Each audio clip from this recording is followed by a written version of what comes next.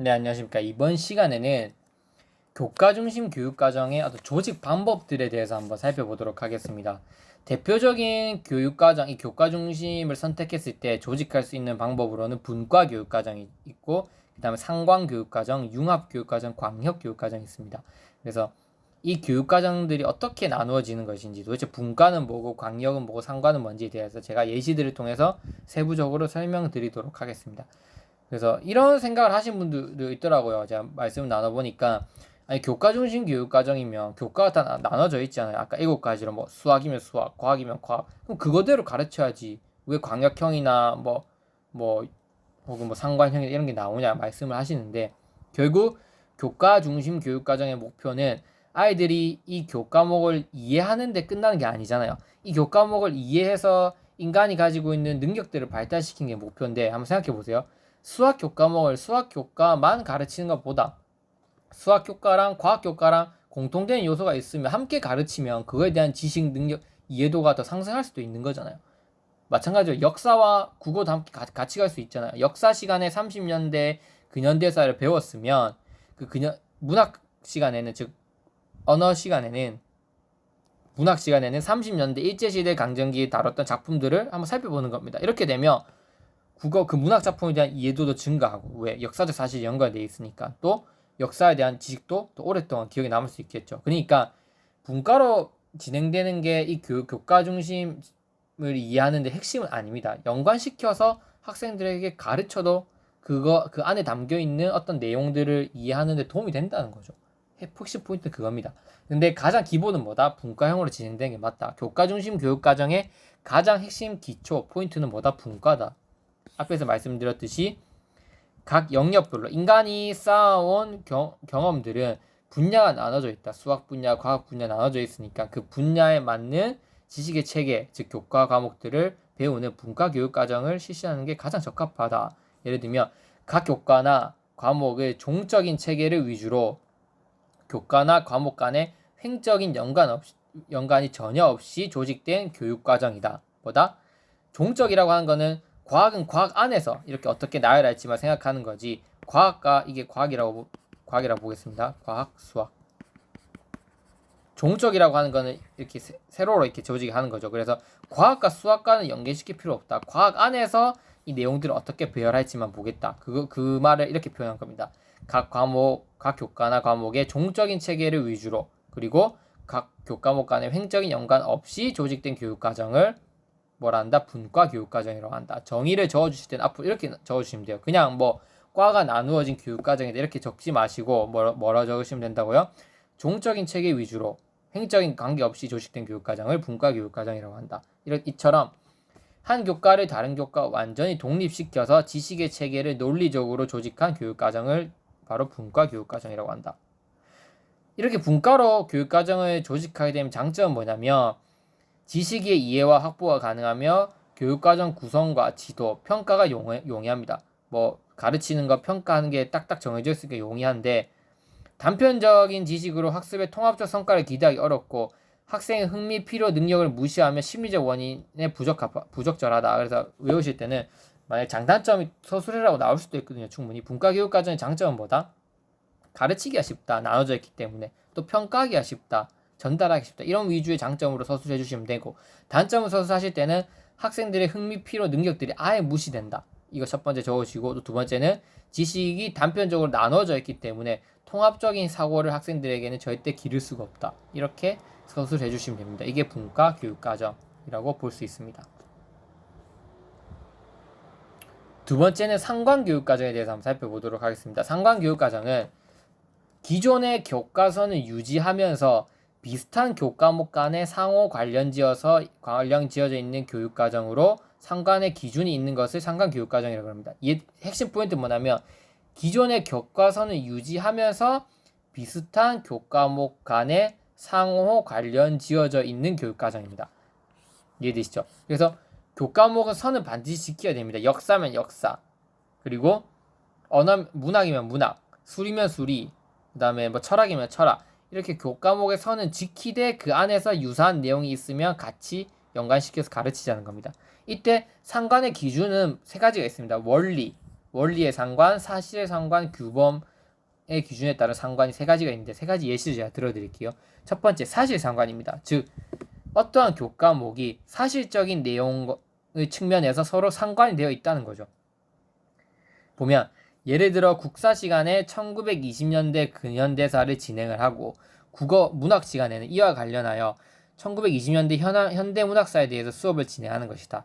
이처럼 교과의 선을 유지시키면서 교과 간 내용을 상관시켜가는 교육과정을 바로 상관교육과정이라고 한다.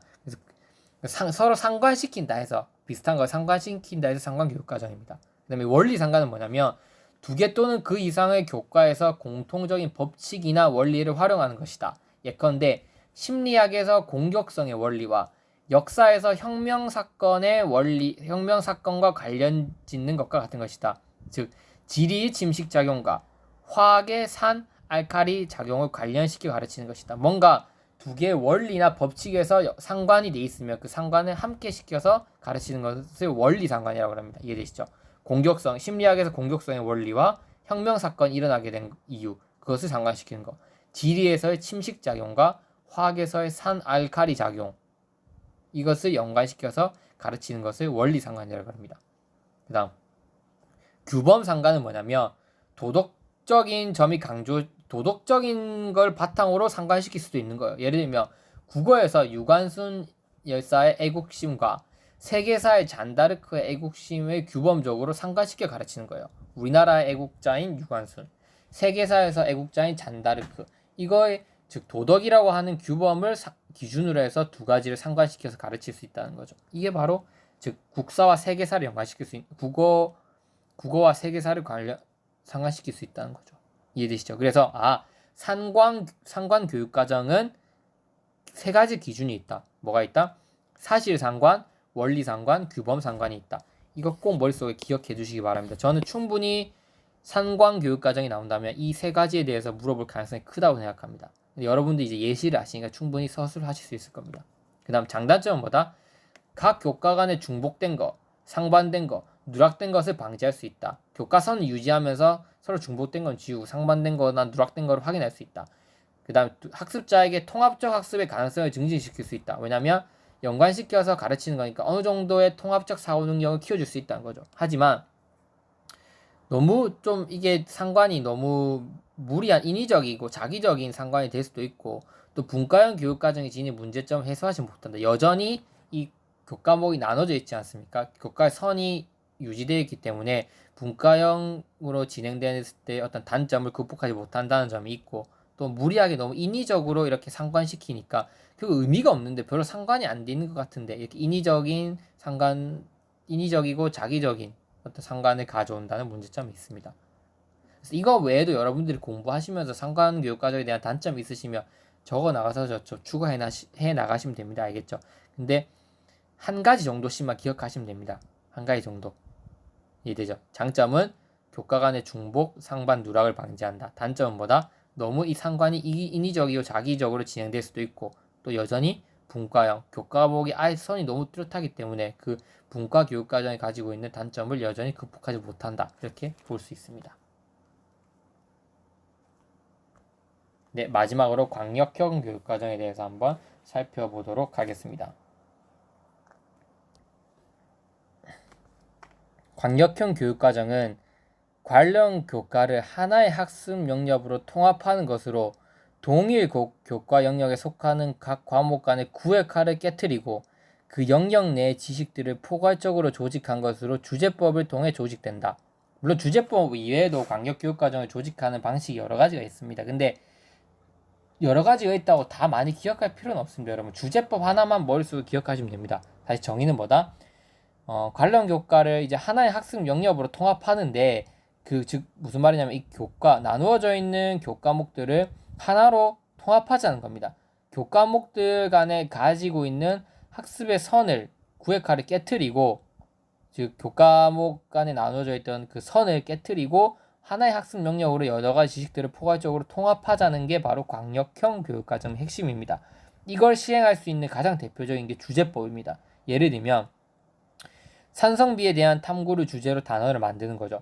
상성비에 대한 원인, 상성비의 영향력, 상선비를 개선할 수 있는 방안 등의 내용을 학습하는 과정에서 이 안에 이거를 학습할 수 있는 이 주제를 학습할 수 있는 과정 안에 생물학, 지구과학, 물리학 이런 지식들이 포함될 수 있도록 내용을 구성하는 게 바로 광역형 교육과정입니다. 이런 광역형 교육과정은 장단점이 있는데 첫째, 교과목들의 통합을 가능하게 하고 지식을 보다 기능적인 조직을 촉진하고 또 기초적인 원리 개념 등을 더 강조할 수 있다는 장점이 있지만 교과목 교유의 논리성을 유지하기 어렵고 추상적이어서 이해가 곤란해지기 쉬우며 학습 내용의 깊이가 부족해질 수 있다는 단점이 있습니다. 뭐 이건 여러분들이 다 이해하시면 될 텐데 일단 지식이라고 하는 것들이 어떻게 사용될 수 있냐 이런 것들에 대해서 학습할 수 있는 능력이 상승된다는 거고요. 즉 지식에 보다 기능적인 조직이 촉진되고 또 원리나 개념들 위주로 우리가 학습이 진행될 수 있다. 교과목보다는 어떤 원리 개념에 의한 학습이 진행될 수 있다. 하지만 학습 간의 어떤 나누고 있던 선이 없어지니까 논리성 있게 뭔가 배우기는 힘들죠. 산성비에 대한 걸 배우기 위해서 생물학, 지구과학, 물리학을 조금씩 끌어들어오는 거니까 어떤 물리학, 지구과학, 생물학에 대한 어떤 체계가 제대로 안 잡힐 수 있다는 거죠. 그래서 이런 걸 방지하기 위해서는 뭡니까? 즉 일단 생물학, 지구과학, 물리학에 대한 걸 쭉 배워 나가는 이후에 다 배우고 나서 이렇게 주제 중심으로 하면 이런 것들은 좀 해결될 수 있겠죠. 맞죠? 그리고 또 학습이 또 깊이 있게 다루긴 힘듭니다. 이런 것들에 대한 또 단편적으로 주제 중심으로 하면서 어느 정도 관련 지식을 끌어오는 거기 때문에 깊이 있는 내용을 하긴 어렵고 좀 내용도 추상적이 학습할 수밖에 없는 그런 단점들이 있습니다. 네, 이걸 끝으로 교과 중심 교육과정의 조직 방법들, 분과 교육과정, 그 다음에 상관 교육과정, 광역 교육과정을 모두 살펴보았습니다. 이제 마지막으로 교과 중심 교육과정이 가지고 있는 장점과 단점을 살펴보고 끝을 내보도록 하겠습니다. 교과 중심 교육과정은 첫 번째, 문화유산을 전달하는 데 가장 알맞은 방법이다. 즉, 이 문화유산에 대한 이해가 목적이기 때문에 결국 최종적인 목적은 문화유산에 대한 이해를 통해서 학생들의 어떤 사고 능력을 개발하는 거겠죠. 근데 결국 문화유산을 학생들에게 전달할 수 있는데 가장 적합하다. 두 번째, 어떤 지식, 어떤 내용을 체계적이고 조직적으로 전달하는 데 유리하다. 교과목들에 대한 논리적, 체계적 이해가 가능하다는 거죠. 평가 측정이 용이하다. 그 각 교과목에 대해서 뚜렷이 구분되어 있는 분과형 교육과정을 주로 진행하다 보니까 평가 측정이 용이합니다. 그 다음에 통제가 쉽다. 왜? 교사 위주로 수업이 진행되잖아요. 교사 위주의 전달식 방법으로 수업이 진행되다 보니까 수업을 통제하기가 매우 편합니다. 중앙집권적이고 통제가 쉽다. 배워야 될 내용, 필요한 내용, 필요 없는 내용을 즉각적으로 수정 가능하고 교사 위주로 이렇게 언제든지 바꿀 수 있는 거죠. 필요한 내용은 넣고 필요 없는 부분은 이렇게 제끼고 이게 중앙집권적인 통제가 쉽다는 장점이 있습니다. 단점은 학생의 흥미, 능력, 필요가 무시당할 우려가 있다. 그리고 단편적인 지식 주입이 되기가 쉽고 현대 사회의 어떤 문제들과 전혀 동떨어진 수업이 된다. 또 경쟁심을 조장하고 비실용적인 지식만 획득할 우려가 있고 학습자들은 단순히 이 내용을 이해하는 데 그쳐야 되기 때문에 뭔가 수동적인 학습 태도를 형성하기 쉽다. 이런 것들을 바탕으로 여러분들이 두세 개를 묶어서 서술해 주시면 됩니다. 이거 어렵지 않으니까 넘어가도록 하겠습니다. 제가 교과 중심 교육 과정에 대해서 최대한 간략하고 핵심적인 것들만 강의를 해보았는데 여러분들에게 도움이 되는지 모르겠습니다. 일단 이걸 바탕으로 교과 중심 교육 과정이 가지는 단점들을 확실히 이해하시면 경험 중심 교육 과정이 왜 나오게 됐는지 여러분들이 이해하실 수 있을 겁니다. 그래서 다음 시간에는 경험 중심 교육 과정에 대해서 살펴보도록 하겠습니다. 네, 이상입니다.